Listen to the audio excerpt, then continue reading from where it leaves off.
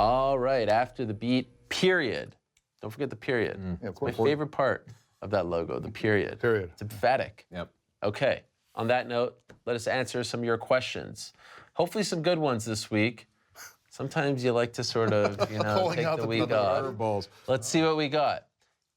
Oh, this is very interesting. Can a freelance MMA journalist claim UFC tickets and hotel rooms on their taxes as a business expense? What do you guys think? Well, UFC tickets. Yeah? Of course. I mean, Part of the gig. Well, of course. if you get media credentials, you wouldn't get tickets. Yeah, right? but what if you're not, you're just sort of freelance, you're going. yeah, of You course. You went to a card recently, right? Yeah, Can you expense that? yeah, you can. Yeah? You can. Yeah. Back in the day when before I was really with an outlet and I was writing just features for Fight Magazine, you would just want to go to a card here and there. And I remember doing that, But since then, obviously, like you're being sent or whatever, Sure. so it's not the same. But as a freelancer in those situations, of course, you know what I mean. Of course, you want to write it. Yeah. I'm not a tax accountant, so I want to stipulate Sure. right away. But I'd been around write a while. off every. You kidding me? If you go to Right in his wheelhouse. if, now. let's say we're going the fight card in Boston. I mean, Yeah. I'm going. I stop on the way to get lunch. I mean, obviously everything. The mileage to get there, the food you eat, new all that shirt stuff. you got. Yep. Everything. If I buy a nice new shirt, I mean, it's all anything that's not reimbursed. So if sometimes all the write-off. post says to me, "Okay, we'll pay for you to do this, but not that," and then they gotta get to write it off. Of course. Okay. Yeah. So for this individual, Yeah. Sure. there is hope. Yeah. Okay, there you go. Tell the IRS question. we said Tax it's okay. season's coming up. I thought it was a good question to ask. Okay, moving along. If John, I'm assuming John Jones, comes back before the DC fight or after, I think it's John Tuck. yeah, maybe. You know what? I didn't think of that. What do you think is the fight to make? I think you should just wait till see Stipe and DC play out, and he fights winner. So that means you're probably waiting until December or so. I just don't think the UFC would award him with that at this point. You don't think so? I don't know. It's hard to say because we've fight. heard them come down on him before and then end up giving him the main event in this last one. So that's a toughie, man. The Gustafsson one, with him being kind of just out there right now, I mean, that would be a fun one because I still think that was an amazing first fight. I feel like that's the one. Yeah. For the interim title. No, God no. Luke Rockhold. Luke Rockhold, that would actually be kind of interesting. Yeah. But no. Yeah. I feel like Gustafsson If he'd is the won, one. like, Gustafsson's Yeah, I think the one. Gustafsson would be. It would be a I shame. think giving him a title fight. I mean, we spent the first part of the beat talking about should Yoel Romero, get a title fight because he missed weight, and this is a guy who's done more than miss weight. So I think that giving a title shot right away, and I know that they often make their decisions based upon commerce as opposed to Sure. who deserves what. But again, when the question's coming our way, I mean, I'm going to base it upon whether somebody deserves a title shot or not. So you like the not whether Gustafsson idea? it's. Yeah, I think that's a good fight. What about this idea? oh, here we go. Okay. You're going to be comfortable, too. John Jones versus Brock Lesnar. No titles attached. Yeah. I'm all about it. Yeah? I would love it. That's the Wouldn't big... you love that fight? Come on. That would be No nice. USADA testing. How Yeah. about we go? It's like Take it a step the further. steel cage match. Just Brock Lesnar is a free agent very soon, come April, WWE. Hold it in medicine hat somewhere close to Brock Lesnar's That's home. right. I'm in. That's the one, right? Yeah, absolutely. That's a good Could one. you imagine? Who's the favorite in that fight? John Jones. Has You to be kidding me? John Jones. Does he yeah. smoke him? It's Not even close. Oh, man. not That's even like an close. intriguing, that's so intriguing. There's a bowl going at Could him. you It'd be- imagine? Yeah, it's not even close. I feel like if Brock Lesnar's Lesnar not doesn't able like to to get pin him hit. against the cage or take him down, Over 1 million pay-per-views? for sure. Easy, Yes, right? For sure, for sure. Yeah. 10 million. That would be interesting, 10 man. That could be the one. If we're not, just I feel like it would be a shame if we don't get the Gustafsson rematch Yeah. at some point. Yeah. Probably better When for we the saw belt. that fight, you were there, right? Like, we Oh, it saw was that incredible. fight. I mean, it seemed inevitable that they would fight I again. thought it was going to be next. Yeah. Like right away, immediate. And here we are. Yeah, And people- actually, What would be interesting though? Let's say he kind of takes, back ending it to now to where it might make sense again. It's so weird. Sure. You know Let's say he goes out. Let's say he comes back. He fights Gustafsson. And he wins. Meanwhile, DC and Stipe go out, and Stipe wins and retains his heavyweight belt. DC loses, but retains his light heavyweight belt. Where does Jones go next? Which belt does Jones go for? It's tough. Probably light heavyweight now. Yeah, probably light heavy. Because I feel like by that point, I feel like we should have something Yeah. sorted out with Cain Velasquez. Where Doom's also fighting as well. I feel like there will be a contender ready for Stipe. The ultimate might be, obviously Cormier wins and Well, that's a whole other story. the trilogy for the But I heavyweight mean, title. if suddenly there are two possibilities, both of them being a championship out there for Jones, and he has already talked about fighting at heavyweight, and it certainly seems like it's going to happen, sooner rather than later. That'd be kind of a cool thing to. I'm sure that I'm sure Dana White would not have a problem having to weigh these options. He would probably like them very much. This would be great. By the way, Carl Sumanutafa. Ah, there you go. Yes. See? I knew you bookmarked that. He was like... Matt Mitrione. We were talking about that. If you're just joining us for the After the Beat, you have no idea what we're talking about. But if you've been watching from the beginning, you know exactly what we're talking about. Okay, what else do we have? Let us move along here. Okay, is Tyron Woodley purposely whining and complaining because he knows that this will turn people against him, hence they will pay to see him lose? Almost playing the heel in a way because he's getting attention with the way he has been acting lately, and it seems to be working. I don't think that it works like that, man. Like, I don't think that, I don't think that would sell people to want to see you get beat. I just don't think that that's the case. Whatever reason, he's just not, I mean, the way he handles himself outside of the cage has been polarizing. You can't say it any other way. Like, the bottom line is you hear people constantly complain about the way he handles himself and airing his druthers in terms of who he wants to fight and all that stuff. I don't know if that would make me want to see him fight more or less just because you care to see like an outcome. Like, I don't think that would really affect it. Honestly, I don't see how that does him any good. Other than his own public negotiation process with Dana and stuff like that. I don't really see why. And it's interesting, like, I saw Dan Hardy going at him a little bit on Twitter. Oh, really? I didn't see that. Well, Dan Hardy, he never really. he subtweeted him. He said something along the lines, "Hey, you gotta something about the whining. Basically, you should, if you're a champ, you should be out there defending it, and that's your job, or something like that." And Tyron went right back at him and basically was like, "I hope this isn't aimed at me," And he was like, and that's when Hardy made it pretty clear it was aimed at him because he went back at him. And they went back at him. Oh wow, I missed all that. Yeah. It was. I mean, it was fairly gentlemanly for an exchange like that. Hardy being a little outspoken. I just feel like it feels right to hear him come. It felt right to see a confrontation from somebody like Hardy, and that's when you know that you're like, it's complicated with Woodley. When things like that can air and you see all the responses and stuff, and people are kind of split. They're kind of split. Some people like what he's doing, and some people can't stand him at this point. And I don't think that it's the kind of thing that translates to pay-per-view buys, though. Okay. It's like it's not like the Josh Koscheck rule back in the day when he was like, I don't care if they love me or hate me, I just want them to pay to see me, And he never really achieved that, but people did want to see Josh Koscheck get knocked out. So do you feel like Woodley's kind of skirting the line now, where he's in danger? Kind of, because he was already in the spot, and he keeps returning to the spot. I feel like if he, we got to hand it to him. He has actually fought contender. Like, it's not like he's fought somewhere. It was not like the Bisping thing where he's fighting these guys. You're like, hey, why is he fighting this guy? He's actually fought the contender. But we always have to go through this, I don't know what you'd call it, this posturing or this masquerading process of like getting him into his next match. But the and I weirdest think thing the about Nate Diaz thing really is the thing. Yeah, but that's the weirdest thing, is because he was offered that fight. True. So it's like you dangle this carrot in front of him and it doesn't materialize. You can't blame him for saying like, I'd say I'd love to fight. My issue is kind of a sideways side of it. I like that he's feisty and that he's standing up for himself, and I agree with a lot of what he said. However, by going at Dana White like this, I don't think it's going to have as much of an effect on his fighting career. What I think it's going to have an effect, and I hope it doesn't, is he's also got that other career on Fox, and I think to me he's either the best, or him and Dominic Cruz I think are the two best guys on that desk whenever they happen to be on the desk. And I like Cruz a lot, and I think Woodley is fantastic as an analyst on the desk. And I would hate to see his public stance against Dana White result in him losing that game. It's so weird and incestuous that he's on Fox, right? Like on this desk and on that same show or on that same platform, basically Dana lights him up, and 1 week he's not there. It's like, what a weird thing. And then Dan Hardy, of course, like I just mentioned, he's also employed by the UFC, and it's a very strange I thought it was interesting on Monday when I talked to Rashad Evans, and he was like, I was Tyron Woodley before Tyron Woodley, and sort of giving him advice.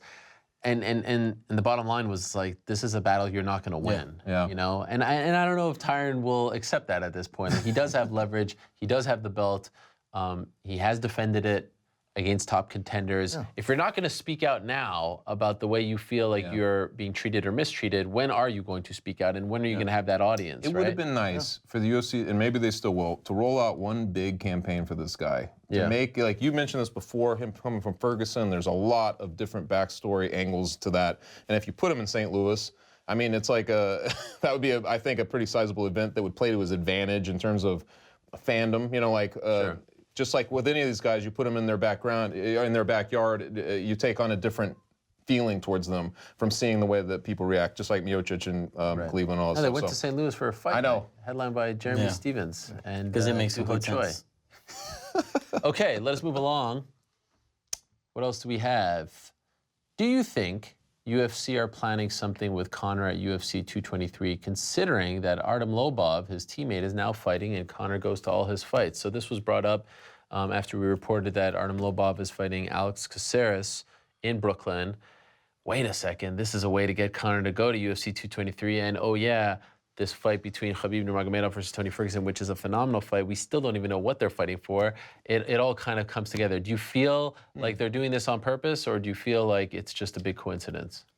If it's a coincidence, it certainly sounds like something that would have been happening on purpose. I mean, you got the two guys going for that lightweight belt, and the one who, you know, right now lays claim to it, his favorite teammate is there. So. Yeah, it sounds like something they This has got to be the only sport where there's this much conspiratorial, like, there's everybody reading into everything. Oh my God, I didn't even think of that.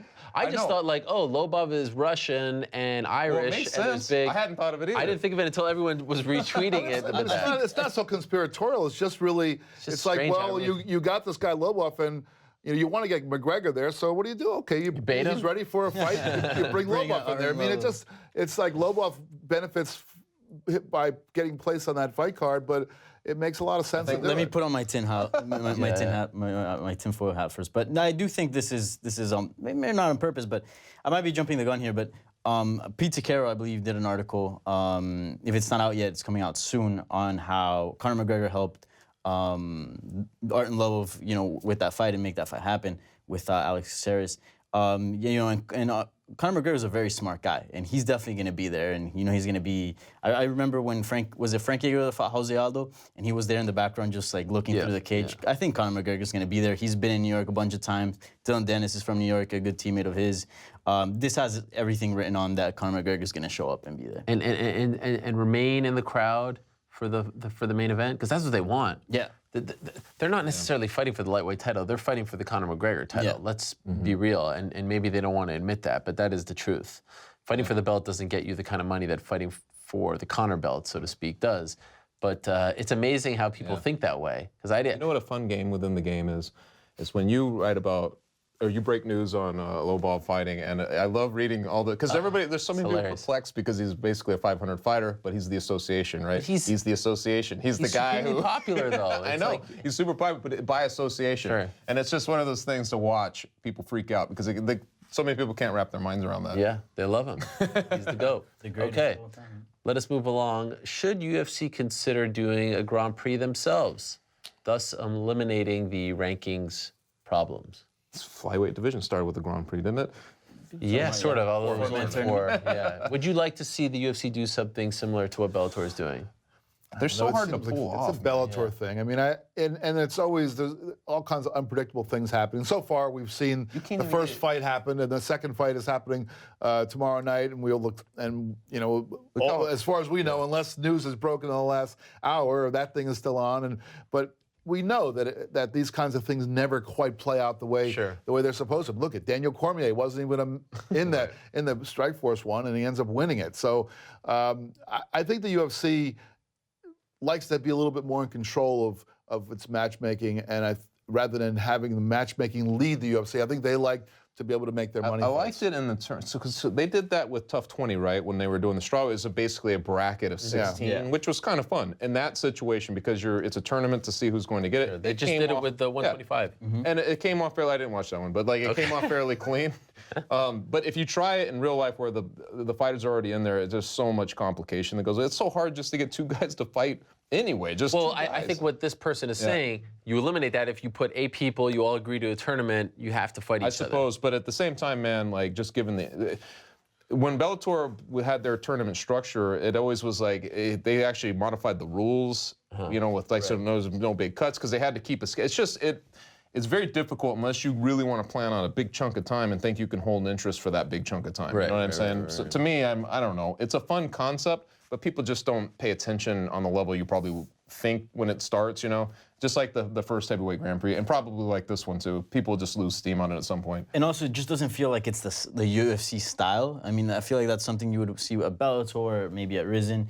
And yeah, they're having trouble putting together just main events for their pay-per-views. Imagine, you know, having to plan out a whole tournament and have guys. And once you're in that tournament, you're sort of locked there, you know? Obviously, unless you lose, maybe you can go on and fight someone else. But and in the UFC, you know, there's stars rising all the time and the landscape's constantly changing that I feel like a tournament would just lock things up. The truth is the UFC of 10 years ago was a big tournament. Like 2 fought 3. They've evolved You know what I into mean? something So it was else. kind of like, it wasn't, you know, made up like a bracket, but it was playing out like a tournament. Yeah. Now it's completely upside down Not and a Bud Light sideways. shtick though. Like where they remember in the Memorial Day card when they would put all the heavyweights on there and things like that. I love that. I love that stuff. They should You know do what I more mean? of that. Yeah. They should do more of that. Like I like- Middleweights, yeah, exactly. lightweights, etc. So okay, could noted play the around Grand with Prix. And also, what's the difference between Grand Prix and tournament? Grand Prix Grand Prix is sounds- much bigger. Okay, Makes it sound, you know. Yeah, sounds nice. Extravagant. Put a nice bow on. sexy.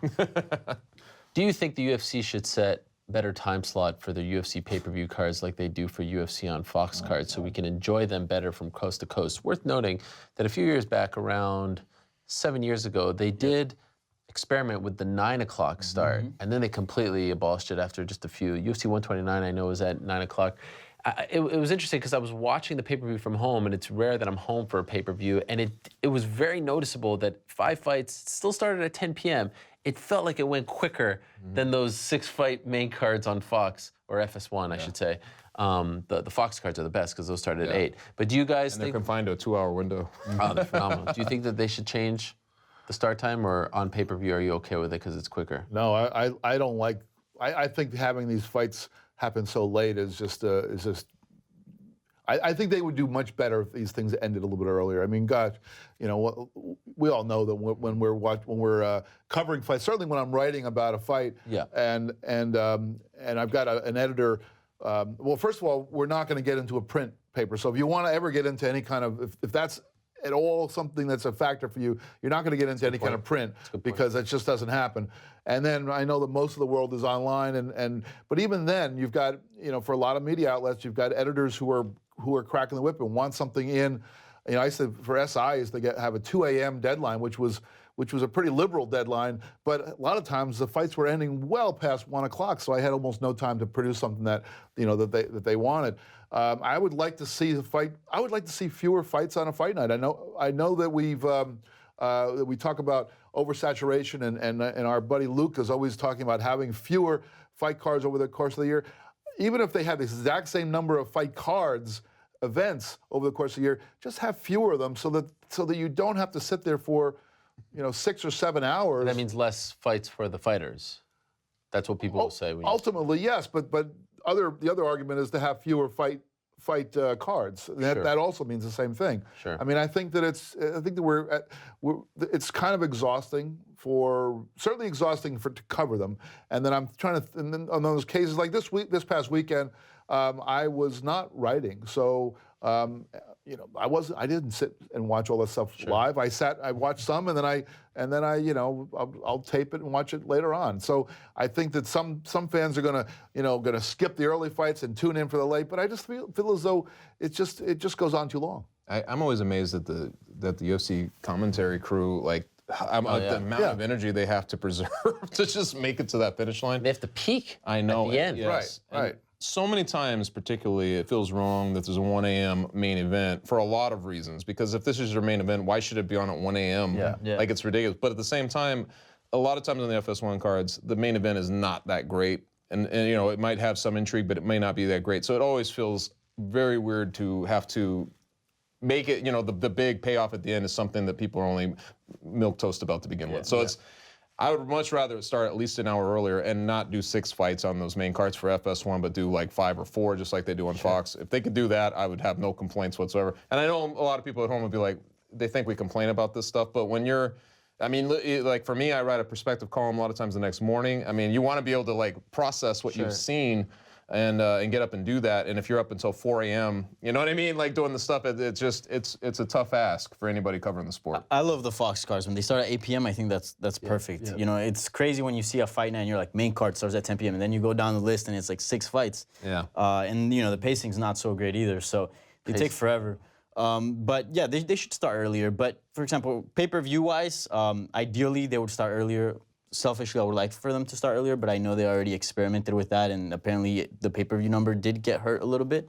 Yeah. From what I can tell. But again, that was years ago. I feel like that was a while ago. Maybe things have changed. I don't know. Or maybe just the crowd is accustomed to that time. The thing about the pay-per-views, they start at 10, but they don't have to do any filler. I mean, it's just like, it's just, it moves. And I'm like, as long as it's moving, I don't really notice. Although I was blown away, like they're doing in the middle of the card and right before the main event, they're previewing the FS1 card on pay-per-view. What is up with that? That was weird. Right. And then there's a commercial for like a tire thing. It's like, I get it, you have sponsors and stuff, but like, don't preview Madero Cerrone when I just paid $65 for your pay-per-view. What is this? Right. What This other is craziness. What other sport has its premier, you know, part of its product happening at 1 o'clock in the morning? It just, I mean, NBA, baseball, you know, NFL, all these sports, every sport. I mean, I know boxing.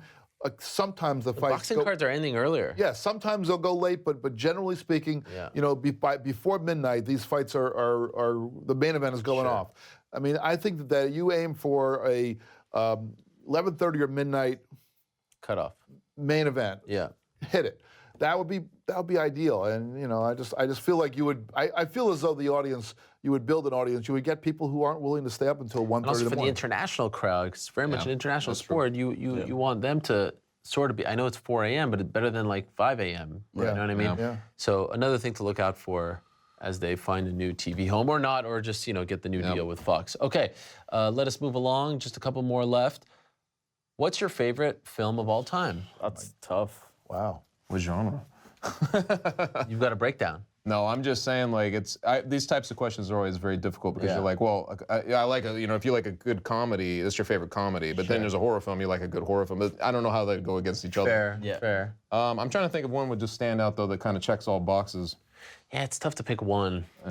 Is there a couple that come to mind? I mean, I periodically will watch Casablanca because, and the movie always gets me. It never feels like it's something that well, I've seen this a million times, so it doesn't affect me. I still always am affected by that movie. There was a French movie from a long time ago that I always loved called Diva. That was really just an amazing. Just didn't say Deep Throat. Yeah, that one too. Just an amazing film. I mean, you know, kind of a Who's in it? nobody you've ever heard of. Is it in French? It is in French, yes. Subtitles? Oh. It was subtitles, yeah. Dang. Amazing movie. So cultured. Oh yeah, of course.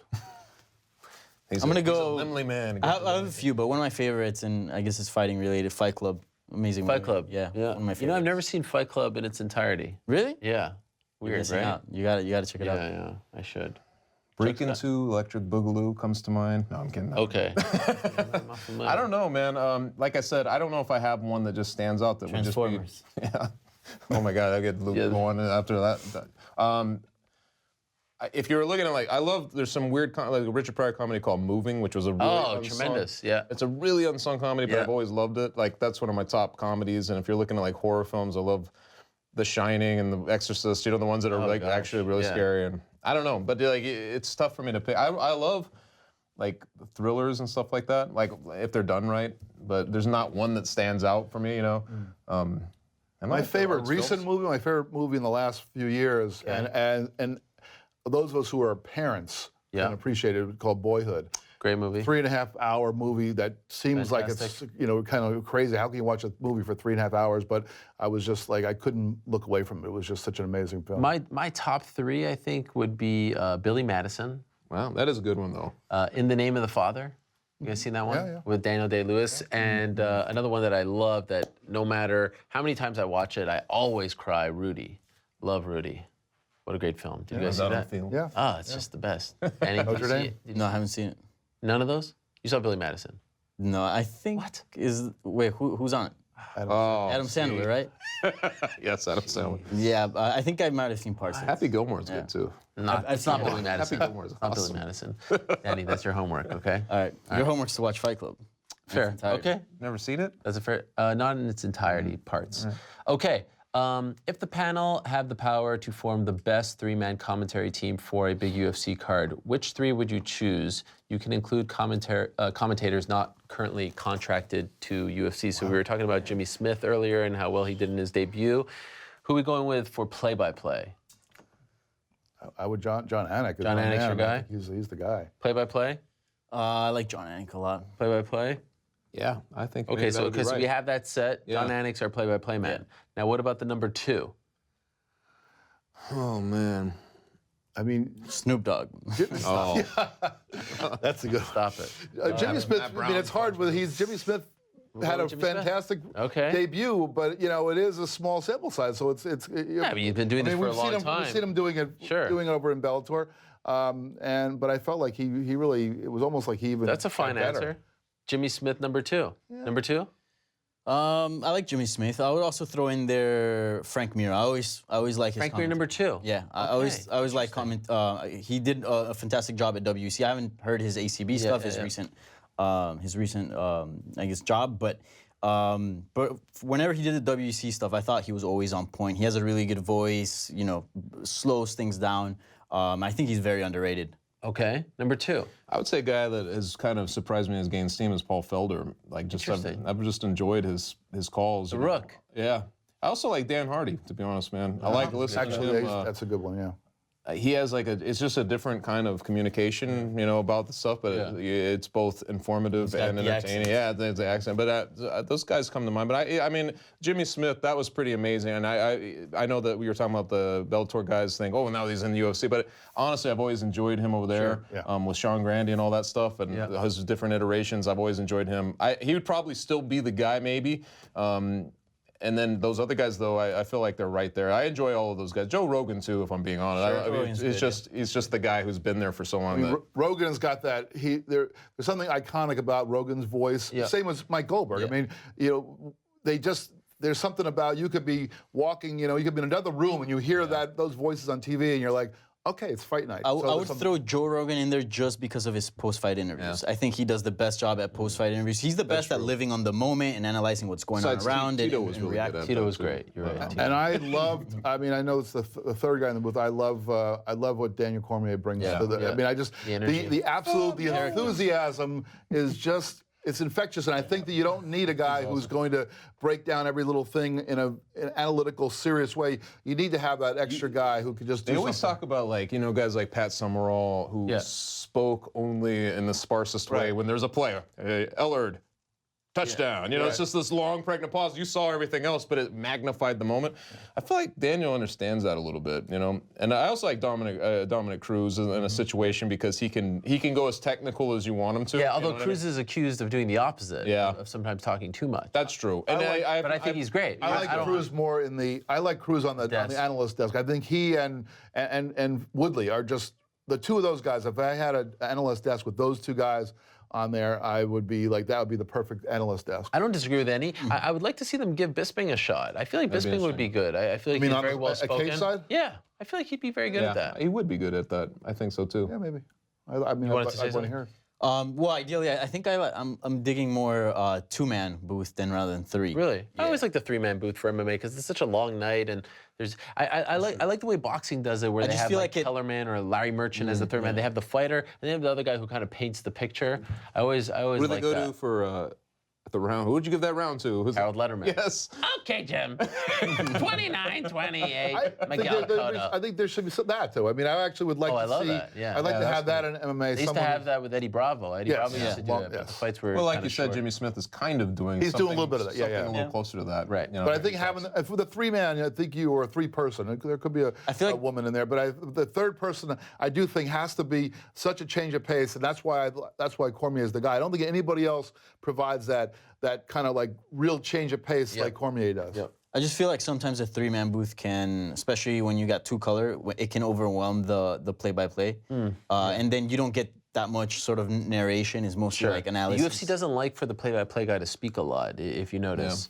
He kind of comes in and comes out, does the little promo thing, but they almost, like Rogan often does play-by-play himself, which is a skill in its own right. But yeah, I could see that. I like the 3-man booth for no MMA. Ronaldo, no Yeah, what's up with that? Quandros or who are these guys? Fight Professor, Big John McCarthy. Yeah.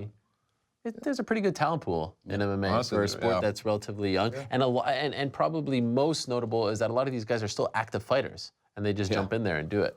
Okay, one more question to go. What do we got? How are we ending this?